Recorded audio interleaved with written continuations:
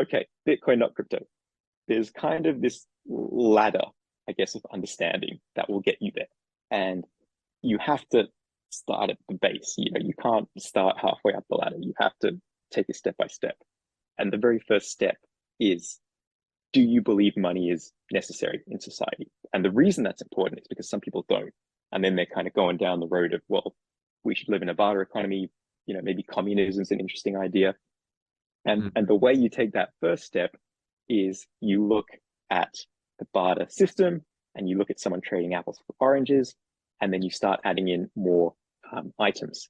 And you realize that once you have 6 different unique items in an economy, well, now you have 15 different pricing relationships. This is going to get very confusing very fast because it's an exponential equation. You have 500 items, well, now you have, I think it's 125,000 different pricing relationships. Anyway, it's something crazy like that. So then you recognize, okay, we need some common thing in the medium, in the middle of all these transactions. We need money because now we can all specialize.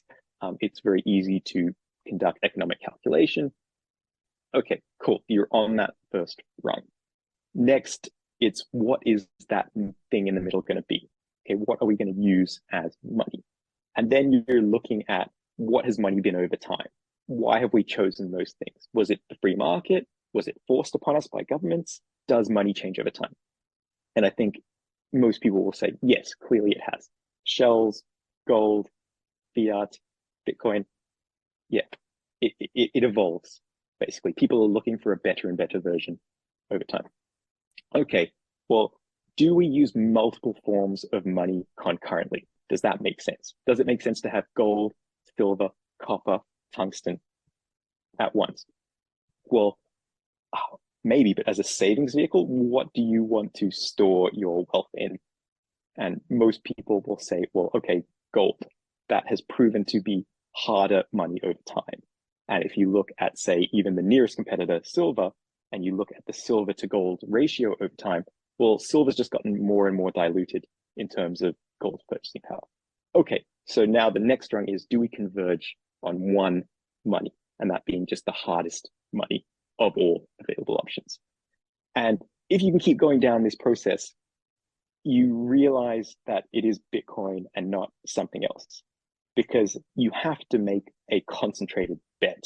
There's only going to be one digital money. It doesn't make sense for us all to walk around with 100 different digital monies in our digital wallets, and we're paying different people in different currencies. And don't worry, AI will take care of all the foreign exchange. So, okay, we know we need money. We know money changes over time, and we know it converges to one. Well, okay, now you kind of have to go down that technical road of, okay, why is it Bitcoin?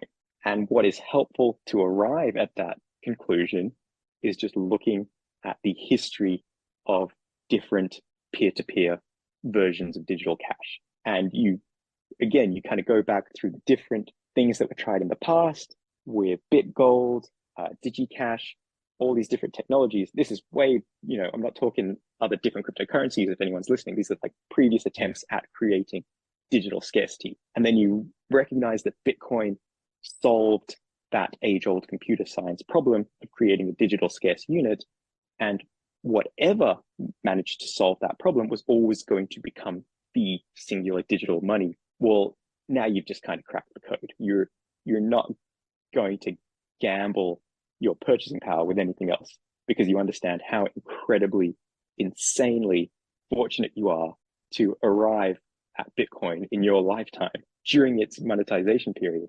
Yeah, you've got to climb that ladder, and it gets more exciting with each step, but you have to start at the bottom. That's brilliant. That's absolutely